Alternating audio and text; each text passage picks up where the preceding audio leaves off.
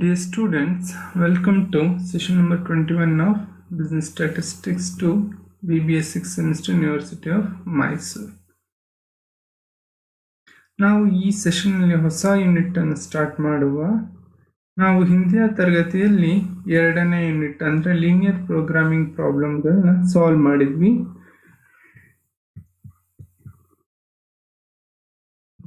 ಇಂದಿನ ಸೆಷನಲ್ಲಿ ಹೊಸ chapter that is decision making, statistical decision making theory ಅಂತ ಹೇಳ್ಬಿಟ್ಟು ಹೊಸ ಯೂನಿಟ್ನ ತಿಳ್ಕೊಳ್ಳೋಣ.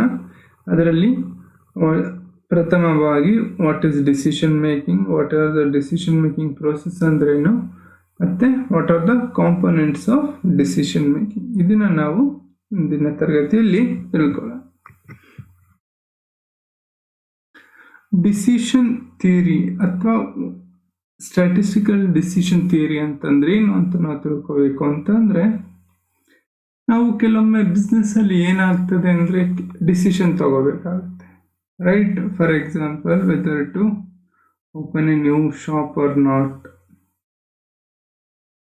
Weather you introduce a new product or not, whether to expand the current capacity. These are all based on some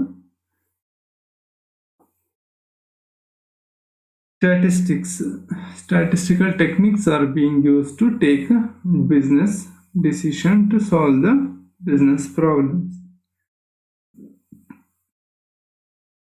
ಈ decision ಯಾವ ಸಂದರ್ಭಗಳಲ್ಲಿ ತಗೊಳ್ತೀವಿ ಅಂದರೆ, ಕೆಲವೊಮ್ಮೆ ಇನ್ಫಾರ್ಮೇಶನ್ ಏನಾಗುತ್ತೆ, ಇನ್ಕಂಪ್ಲೀಟ್ ಆಗಿರುತ್ತೆ. ಆ ಸಂದರ್ಭಗಳಲ್ಲೂ ಕೂಡ ನಾವೇನು ಮಾಡ್ತೀವಿ, ಈ ಡಿಸಿಷನ್ನ ತಗೊಳ್ತೀವಿ based on the what are the information available, or we get some guess work also. ಇದನ್ನು ನಾವೇನಂತೀವಿ ಅಂದರೆ, where we take decision with incomplete record or with uncertainty involved with the situation, ಅದನ್ನು ನಾವೇನಂತೀವಿ ಸ್ಟ್ಯಾಟಿಸ್ಟಿಕಲ್ ಡಿಸಿಷನ್ ಥಿಯರಿ ಅಂತ ಹೇಳ್ತೀವಿ. ಓಕೆನಾ? ಈ statistical decision theory ಏನಕ್ಕೆ ಬೇಕು ಅಂತಂದರೆ, it helps people in making decision. First of all, statistical decision theory help us to take decisions, right? ನಾವು ಯಾವುದೇ ಒಂದು ಡಿಸಿಷನ್ ತಗೋಬೇಕು, ಅನ್ಸರ್ಟನ್ ಸಿಚುಯೇಷನ್ ಇದೆ ಅಂದಾಗ we cannot sit idle, have to take some decision, right? ಆ ಸಿಚುಯೇಷನ್ಗಳಲ್ಲಿ ಏನಾಗುತ್ತೆ ಅಂದರೆ, ಈ ಸ್ಟ್ಯಾಟಿಸ್ಟಿಕಲ್ ಡಿಸಿಷನ್ ಥಿಯರಿ ನಮಗೆ ಹೆಲ್ಪ್ ಆಗುತ್ತೆ.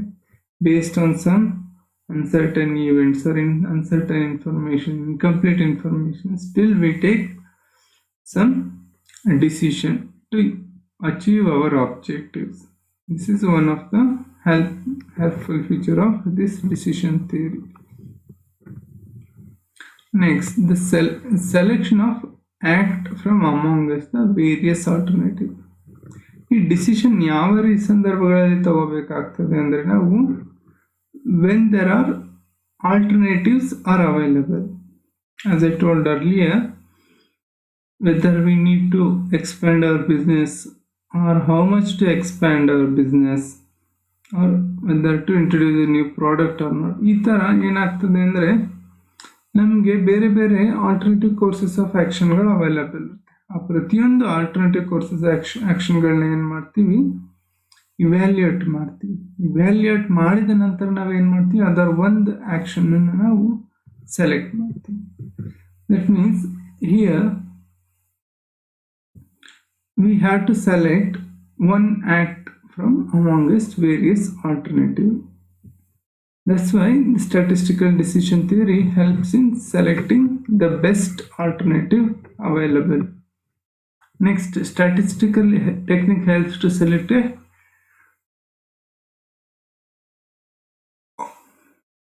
statistical techniques helps to select the best action. As I told here, we evaluate each and every option.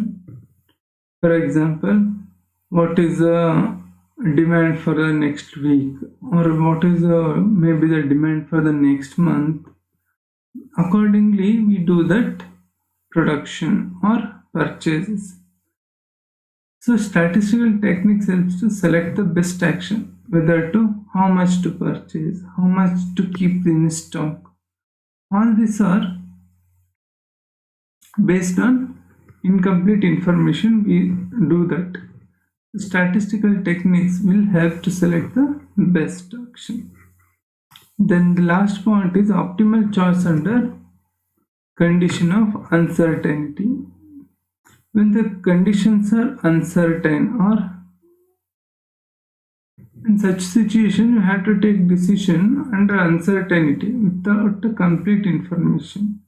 This statistical decision theory ನಮ್ಗೆ ಏನು ಮಾಡ್ತದೆ, ಹೆಲ್ಪ್ ಮಾಡುತ್ತೆ to take the best decision, because here we evaluate each and every alternative. ಪ್ರತಿಯೊಂದು ನಮಗಿರುವಂಥ ಅವಕಾಶಗಳನ್ನ ಅಥವಾ ಸ್ಟ್ರಾಟಜಿಗಳನ್ನ ಪ್ರತಿಯೊಂದನ್ನು evaluate ಮಾಡಿದ ನಂತರ ನಾವು ಡಿಸಿಷನ್ ತಗೊಳ್ಳೋದ್ರಿಂದ ನಾವು ಒಂದು ಆಪ್ಟಿಮಲ್ ಡಿಸಿಷನ್ ತಗೊಳ್ಳಿಕ್ಕೆ ನಮಗೆ ಈ ಸ್ಟ್ಯಾಟಿಸ್ಟಿಕಲ್ ಡಿಸಿಷನ್ ಥಿಯರಿ ಹೆಲ್ಪ್ ಆಗುತ್ತೆ.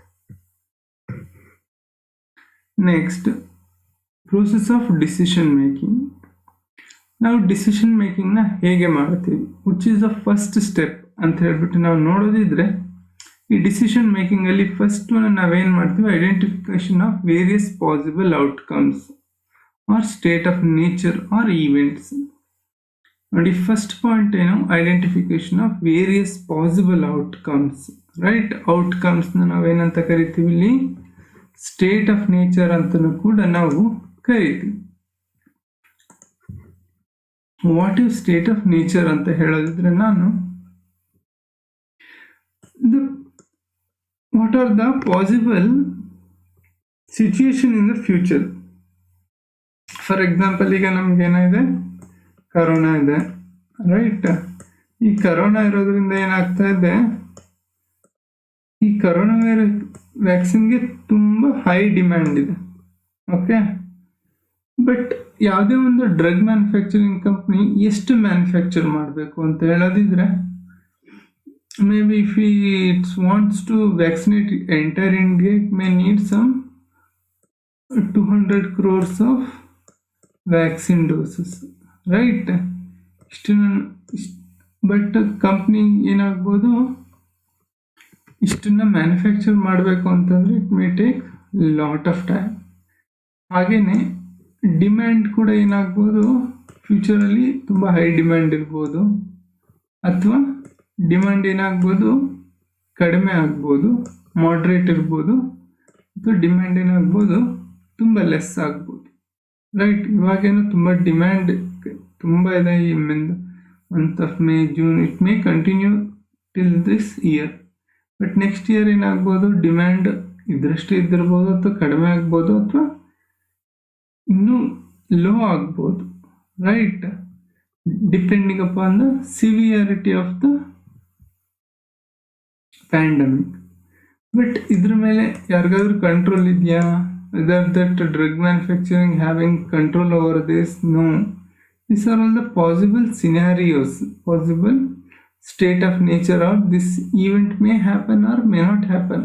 Maybe ಏನು ಮಾಡ್ಬೋದು, ಮಾಡ್ರೇಟ್ ಆಗ್ಬೋದು ಅಥವಾ ಲೋ ಆಗ್ಬೋದು ಡಿಮ್ಯಾಂಡ್. ಈ ಈವೆಂಟ್ಗಳ ಮೇಲೆ ಏನಾಗುತ್ತೆ, ಡಿಸಿಷನ್ ಮೇಕರ್ಗೆ ಯಾವುದೇ ರೀತಿಯ ಕಂಟ್ರೋಲ್ ಇರೋದಿಲ್ಲ. Right, you have to accept whatever it may be. ಆದ್ದರಿಂದ ಇದನ್ನು ನಾವೇನಂತೀವಿ, state of nature. Right, for which there is no control by the decision maker. Next, identification of all courses of action. Right, identify all courses of action. Or strategies or act. Strategies or act ಅಂತಂದ್ರೆ ಏನು ಅಂತಂದ್ರೆ, it is in the control of decision maker. ಈ decision ಮೇಕರ್ಗೆ ಏನಿರುತ್ತೆ, absolute control ಇರುತ್ತೆ ಯಾವುದ್ರ ಮೇಲೆ, ಈ strategies act. Strategies act ಅಂತಂದರೆ, ಇವಾಗ ನೋಡಿ, there is hell lot of demand for the product, so that ಇವನೇನು ಮಾಡ್ಬೋದು, ಕೆಪಾಸಿಟಿನ ಇನ್ಕ್ರೀಸ್ ಮಾಡ್ಬೋದು, ಅಥವಾ ಇರೋದನ್ನೇ ಮೇಂಟೈನ್ ಮಾಡ್ಬೋದು, ಅಥವಾ ಡಿಕ್ರೀಸ್ ಮಾಡ್ಬೋದು. ಈ ಮೂರು ಕೂಡ ಅವನಿಗೆ ಬಿಟ್ಟಿದೆ. Right, So these are all the acts or strategies that one decision maker can follow. He can increase the capacity or maintain the current capacity or decrease the capacity. It's in absolute control over with the decision maker. ಇದನ್ನ ಏನಂತೀವಿ strategies R act ಅಂತ ಕರಿತೀವಿ. ಯಾರ ಕಂಟ್ರೋಲಲ್ಲಿ ಇರುತ್ತೆ? Decision maker ಕಂಟ್ರೋಲಲ್ಲೇ ಇರುತ್ತೆ. ಹಾಗೆ next determination of the pay of function. ಈ pay of ಅಂತಂದ್ರೆ it's A combination of different possible scenarios. ಏನು ಮಾಡ್ತೀವಿ ಇಲ್ಲಿ? ಫಾರ್ ಎಕ್ಸಾಂಪಲ್, ಡಿಮ್ಯಾಂಡ್ ತುಂಬ ಇದೆ, ನಾವೇನು ಮಾಡಿದ್ವಿ? ಕೆಪಾಸಿಟಿನ ಇನ್ಕ್ರೀಸ್ ಮಾಡಿದ್ವಿ, ಅವಾಗ ನಮ್ಗೆ ಎಷ್ಟು ಪ್ರಾಫಿಟ್ ಬರುತ್ತೆ? ಡಿಮ್ಯಾಂಡ್ ಹೈ ಇದೆ, ಕೆಪಾಸಿಟಿ ಏನು ಮಾಡಿದ್ವಿ? ಚೇಂಜ್ ಮಾಡಿದೆ, ಇರೋದನ್ನೇ ಮೇಂಟೈನ್, ಅವಾಗ ಎಷ್ಟು ಪ್ರಾಫಿಟ್ ಬರುತ್ತೆ? ಡಿಮ್ಯಾಂಡ್ ಹೈ ಇದ್ದು ನಾವು ಏನು ಮಾಡ್ತೀವಿ? ನಮ್ಮ ಕೆಪಾಸಿಟಿನ ಡಿಕ್ರೀಸ್ ಮಾಡಿದರೆ ಅವಾಗ ಎಷ್ಟು ಪ್ರಾಫಿಟ್ ಬರುತ್ತೆ? ಸೊ ಈ ರೀತಿ ವೇರಿಯಸ್ ಕಾಂಬಿನೇಷನಲ್ಲಿ ನಾವೇನು ಮಾಡ್ತೀವಿ? ಎಷ್ಟು ಪ್ರಾಫಿಟ್ ಬರುತ್ತೆ ಅಥವಾ ಎಷ್ಟು ಇನ್ಕಮ್ ಬರುತ್ತೆ ಅಂತ ಹೇಳ್ಬಿಟ್ಟು ನಾವು ಕ್ಯಾಲ್ಕುಲೇಟ್ ಮಾಡ್ತೀವಿ. ಅದನ್ನು ನಾವೇನಂತೀವಿ? ಪೇ ಆಫ್ ಅಂತ. ಅದನ್ನು ನಾವೇನು ಮಾಡಬೇಕು? ನೆಕ್ಸ್ಟು ಪ್ರಿಪೇರ್ ಮಾಡಬೇಕು. ಮೇ ಬಿ ಏನಾಗ್ಬೋದು ಹೇಳಿ? ಡಿಮ್ಯಾಂಡ್ ಲೋ ಇದ್ದು ನಾವು ಈ ಕೆಪಾಸಿಟಿ ಇನ್ಕ್ರೀಸ್ ಮಾಡಿದ್ರೆ ಏನಾಗ್ಬೋದು? ನಮಗೆ ಲಾಸ್ ಆಗ್ಬೋದು. ಡಿಮ್ಯಾಂಡ್ ಹೈ ಇದ್ದು ನಾವು ಕೆಪಾಸಿಟಿ ಡಿಕ್ರೀಸ್ ಮಾಡಿದಾಗ ಏನಾಗ್ತದೆ? ನಮಗೆ ಬರುವಂಥ ಆಪರ್ಚುನಿಟಿನ ಲಾಸ್ ಮಾಡ್ಕೋಬೋದು, ರೈಟ್? ಇದನ್ನೇ ನಾವೇನಂತೀವಿ? ಪೇ ಆಫ್ ಅಂತ ಹೇಳ್ತೀವಿ. With combination of various states of nature with strategies we calculate the different payoffs. ಅದನ್ನ ಏನಂತೀವಿ? ಪೇ ಆಫ್ ಮ್ಯಾಟ್ರಿಕ್ಸ್ ಅಂತ ಕರಿತೀವಿ. ಅದನ್ನು ನೆಕ್ಸ್ಟ್ ಕ್ಲಾಸಲ್ಲಿ ನೀವು ಸ್ಟಡಿ ಮಾಡ್ತೀರಾ. Next, choosing from among the various alternative. ಈ ರೀತಿ ನಾವು ಸಿಚುವೇಶನ್ನ ನಾವು ಡೀಟೇಲ್ಡ್ ಆಗಿ ಸ್ಟಡಿ ಮಾಡಿ ಒಂದು ಪೇ ಆಫ್ನ ಫಂಕ್ಷನನ್ನು ರೆಡಿ ಮಾಡಿದ್ಮೇಲೆ ನಾವೇನು ಮಾಡ್ತೀವಿ? V select best alternative. ಈ ಬೆಸ್ಟ್ ಆಲ್ಟರ್ನೇಟಿವ್ ಅಥವಾ ಆ್ಯಕ್ಟ್ನ ನಾವೇನಂತೀವಿ? ಯಾವುದು ಆಪ್ಟಿಮಮ್ ಆ್ಯಕ್ಟ್ ಅಥವಾ ಬೆಸ್ಟ್ ಸ್ಟ್ರಾಟಜಿ ಅಂತ ಹೇಳ್ಬಿಟ್ಟು ನಾವು ಕರಿಬೋದು. ನಾವೇನು ಮಾಡ್ಬೋದು? We can select the one among the strategies. Whether we can increase the capacity, maintain the current capacity or decrease the capacity. We don't have any control over the states of nature, but we have control over the strategies or act. ನಾವೇನು ಮಾಡ್ತೀವಿ? ಯಾವ strategy beneficial ಆಗಿದೆ ಅಥವಾ ತುಂಬ ನಮಗೆ benefit ಪ್ರಾಫಿಟ್ನ ಹೆಚ್ಚು ತಂದು ಕೊಡುತ್ತೆ, ಆ ಸ್ಟ್ರಾಟಜೀಸ್ನ ನಾವು ಇಲ್ಲಿ ಸೆಲೆಕ್ಟ್ ಮಾಡ್ಕೊಳ್ತೀವಿ.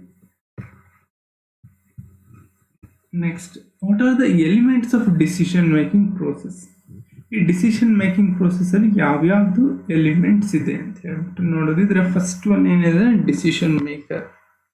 ದಟ್ ಈಸ್, ಯಾರಿಗೂ ಒಬ್ಬ ವ್ಯಕ್ತಿ ಇರ್ತಾನೆ, ಅವನೇನು ಮಾಡ್ತಾನೆ? ಎಲ್ಲದನ್ನು ಸ್ಟಡಿ ಮಾಡ್ತಾನೆ, ರೈಟ್? ಅವನೇನು ಮಾಡಬೇಕು? He has to take a decision, right? That is one of the main components or elements of decision process. Next, objectives. What are objectives?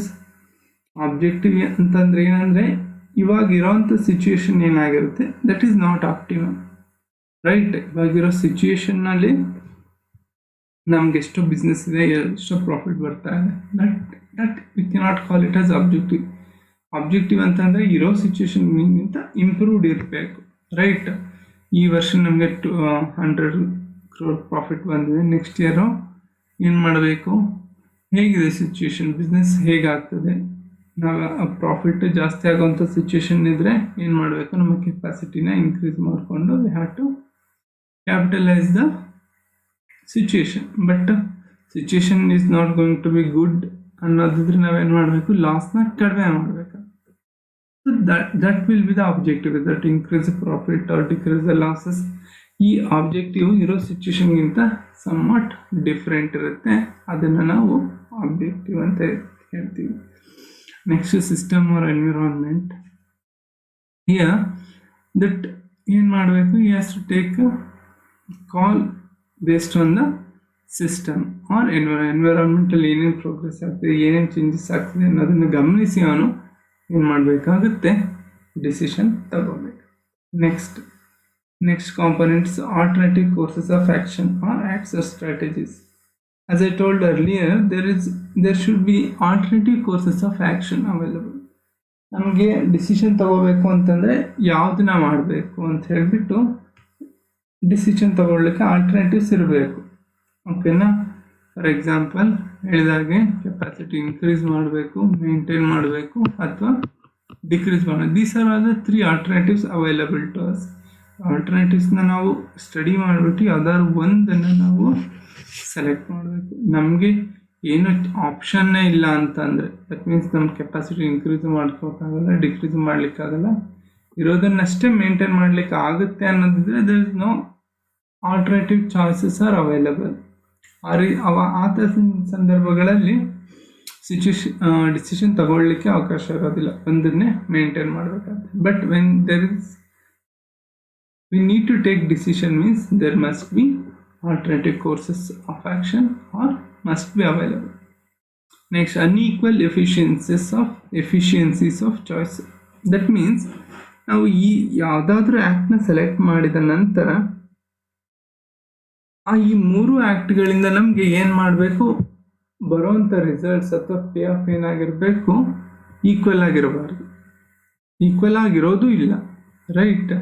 ಯಾಕಂತಂದರೆ ನಮ್ಮ ಕೆಪಾಸಿಟಿ ಇನ್ಕ್ರೀಸ್ ಮಾಡಿದ್ರೆ ನಮ್ಮ ಪ್ರಾಫಿಟ್ ಜಾಸ್ತಿ ಆಗುತ್ತೆ ಅಥವಾ ಲಾಸ್ ಜಾಸ್ತಿ ಆಗ್ಬೋದು. ಇರೋದನ್ನೇ ಮೇಂಟೈನ್ ಮಾಡಿದ್ರೆ ಡಿಫ್ರೆಂಟ್ ಪ್ರಾಫಿಟ್ ಇರುತ್ತೆ. ಅಥವಾ ನಮ್ಮ ಕೆಪಾಸಿಟಿ ಡಿಕ್ರೀಸ್ ಮಾಡಿದರೆ ಒಂದು ರೀತಿಯ ಪ್ರಾಫಿಟ್ ಬರ್ಬೋದು. ಸೊ ಈ ರೀತಿ ಸಂದರ್ಭಗಳಲ್ಲಿ ನಾವು ಯಾವುದೇ ಡಿಸಿಷನ್ ತಗೊಂಡ್ರು ಆ 3 ಡಿಸಿಷನ್ಗಳಿಂದ ನಮಗೆ ಸಿಗುವಂಥ ಪ್ರಾಫಿಟ್ ಈಕ್ವಲ್ ಆಗಿ ಇರೋದಿಲ್ಲ. Okay, now let us conclude what we have learnt in this session. Statistical decision theory helps organization to take decision under situation where informations are lacking. Statistical decision theory ನಮಗೆ ಏನಕ್ಕೆ help ಮಾಡುತ್ತೆ? Decision ತಗೊಳ್ಳಿಕ್ಕೆ ನಮಗೆ help ಮಾಡುತ್ತೆ. Wear information is lacking, ಯಾವುದೇ ಒಂದು ಸಂದರ್ಭಗಳಲ್ಲಿ information ಕಡಿಮೆ ಇದ್ದಾಗ ಅಥವಾ ಲ್ಯಾಕಿಂಗ್ ಇದ್ದಂಥ ಸಂದರ್ಭಗಳಲ್ಲಿ ನಮಗೆ ಡಿಸಿಷನ್ ತಗೊಳ್ಳಿಕ್ಕೆ ನಮಗೆ ಹೆಲ್ಪ್ ಮಾಡುತ್ತೆ. ಅದಕ್ಕಾಗಿ ನಮಗೆ various statistical tools are being used. ನಮಗೆ ವೇರಿಯಸ್ ಸ್ಟ್ಯಾಟಿಸ್ಟಿಕಲ್ ಟೂಲ್ಸ್ಗಳನ್ನ ನಾವು ಬಳಸ್ತೀವಿ ಡಿಸಿಷನ್ ಮೇಕಿಂಗಲ್ಲಿ. ಅದನ್ನು ನಾವು ಮುಂದಿನ ತರಗತಿಯಲ್ಲಿ ಇನ್ನೂ ಡೀಟೇಲ್ ಆಗಿ ತಿಳ್ಕೊಳ್ತೀವಿ. Which primary involve selecting a best alternative course of action. ನಾನು ಆಲ್ರೆಡಿ ಹೇಳಿದಾಗೆ ನಮಗೆ ಆಲ್ಟರ್ನೇಟಿವ್ ಕೋರ್ಸಸ್ ಆಫ್ ಆ್ಯಕ್ಷನ್ಗಳು ಅವೈಲಬಲ್ ಇರುತ್ತೆ. ಅದರಲ್ಲಿ ಯಾವುದಾದ್ರೂ ಒಂದು ಬೆಸ್ಟನ್ನು ನಾವು ಸೆಲೆಕ್ಟ್ ಮಾಡಬೇಕಾಗುತ್ತೆ based on the evaluation of each courses of action. ಇದನ್ನು ನಾವೇನಂತೀವಿ ಅಂದರೆ ಸ್ಟ್ಯಾಟಿಸ್ಟಿಕಲ್ ಡಿಸಿಷನ್ ಥಿಯರಿ ಅಂತ ಕರಿತೀವಿ. ನಾವು ಮುಂದಿನ ತರಗತಿಯಲ್ಲಿ ಈ ಸ್ಟ್ಯಾಟಿಸ್ಟಿಕಲ್ ಡಿಸಿಷನ್ ಥಿಯರಿಯಲ್ಲಿನೇ ಪೇ ಆಫ್ ಮ್ಯಾಟ್ರಿಕ್ಸ್ ಅಂತಂದರೆ ಏನು, ಅದನ್ನ ಹೇಗೆ ಪ್ರಿಪೇರ್ ಮಾಡೋದು ಅಂತ ಹೇಳಿಬಿಟ್ಟು ತಿಳ್ಕೊಳ್ಳೋಣ. Thank you very much.